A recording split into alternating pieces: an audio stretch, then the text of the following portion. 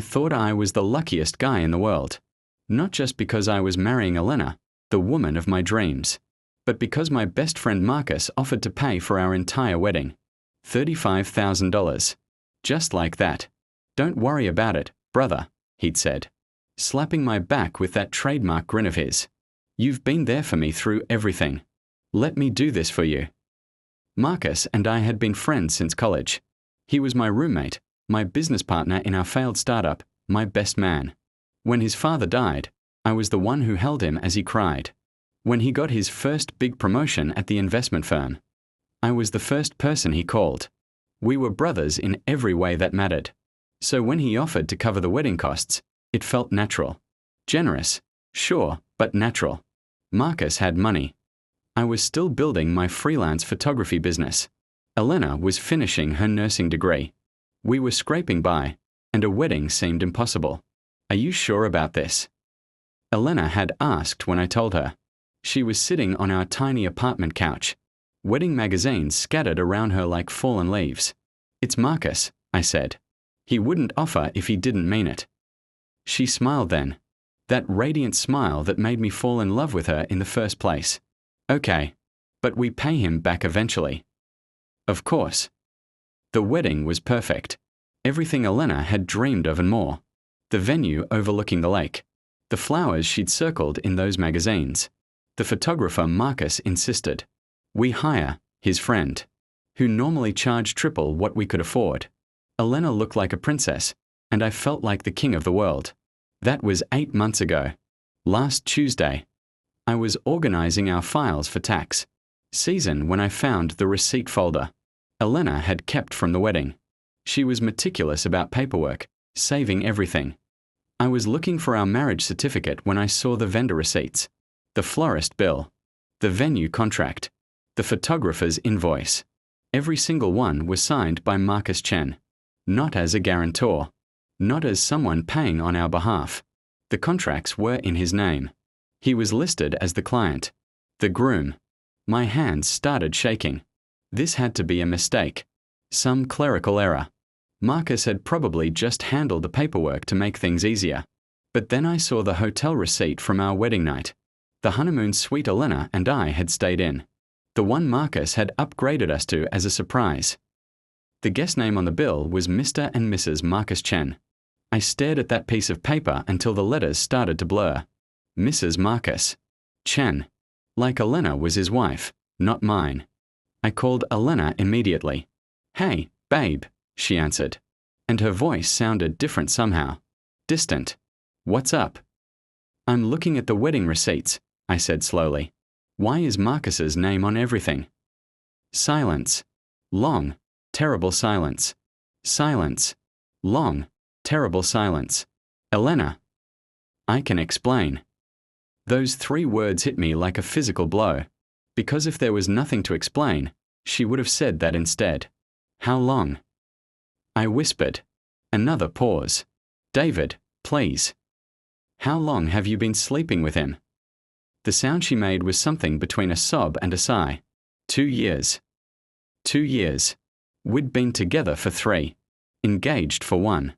She'd been with Marcus for most of our relationship. "The wedding," I said, my voice barely working. "He didn't pay for our wedding. He paid for his. It wasn't supposed to happen like this." "Like what? You weren't supposed to get caught." "We never meant to hurt you." I laughed, and it sounded insane even to me. "You're sleeping with my best friend. You let him pay for a wedding where you married me instead of him. And you never meant to hurt me." "David, I love." I hung up. I sat in our kitchen for 2 hours, staring at those receipts. Everything made sense now. Marcus's insistence on paying for everything. His involvement in every wedding decision. The way he and Elena would share these little looks during the planning that I thought were just them being excited for me. The way she'd started working late more often after we got married. The mysterious girls' nights that never seemed to include any girls I knew. The distance I'd felt from her. The way she seemed distracted even during our most intimate moments. I called Marcus. "Dave, what's going on, man?" "I know about Elena." The silence was different this time. Heavier. Meet me at your office, I said. Now.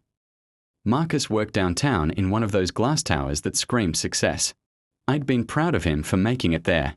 Now I felt sick thinking about how he'd afforded to pay for my wedding. He was waiting in the lobby when I arrived, looking exactly like what he was, a guilty man trying to figure out how to talk his way out of trouble. Dave, listen. 2 years, I said. 2 years you've been screwing my girlfriend, and you stood up as my best man. His face crumpled. It started before you proposed. We tried to stop, but you didn't. No, we didn't. At least he was being honest now. The wedding, I said. Why pay for it? Why go through with that charade? Marcus ran his hands through his hair, the same gesture he'd made in college when he was stressed about exams. Elena wanted to tell you. She was going to break up with you after graduation. But then your mom got sick, and you were already struggling with the business, and she couldn't do it. She couldn't hurt you when you were already down. So instead you decided to hurt me after I married her. We hoped maybe the feelings would fade, that marrying you would help her move on. I stared at him. You paid for my wedding hoping my wife would get over you. He nodded miserably. And when that didn't work? We tried to stay away from each other, but we work in the same building now, and she took the job at the hospital near your office on purpose. It wasn't a question. Marcus's expression gave me the answer. I left him standing there in his fancy lobby and drove home. Elena was waiting in our living room, still in her scrubs from work. She looked so small sitting on our couch, the same couch where she'd smiled about the wedding Marcus was paying for. I'm sorry, she said before I could speak. I'm so sorry, David. Are you in love with him? She nodded, tears streaming down her face. Have you ever been in love with me? She took too long to answer. That was answer enough. I cared about you, she said finally. I do care about you. You're a good man, and you deserved better than this. But you married me anyway. I thought I could learn to love you the way you deserved. I thought the feelings for Marcus would fade. And now, I can't keep pretending. It's not fair to any of us. I packed a bag that night and moved into a hotel. Elena kept calling, texting, saying she wanted to work things out, that she'd cut contact with Marcus. But we both knew it was too late. You can't unfry an egg, and you can't unknow that your entire marriage was built on a lie. The divorce was finalized 3 months ago. Elena and Marcus are engaged now. I heard through mutual friends that they're planning a small ceremony. I wonder if he'll pay for this wedding too, or if they've learned something about honesty since the last one. I'm doing better now. Really. The photography business is growing. I've got my own place, a small apartment with great natural light.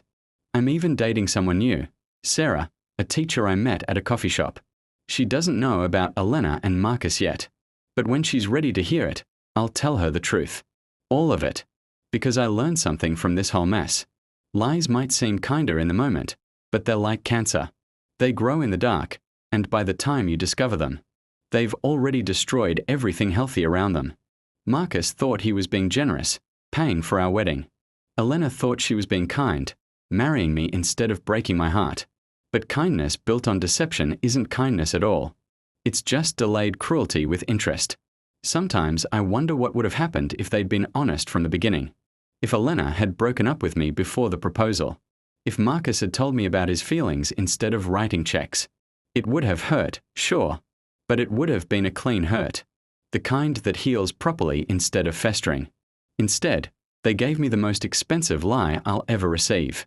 $35,000 to make me believe in something that was never real.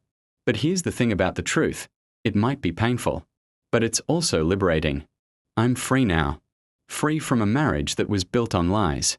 Free from friendships that were really just elaborate deceptions. Free to find something real. And that's worth more than any wedding money could ever buy.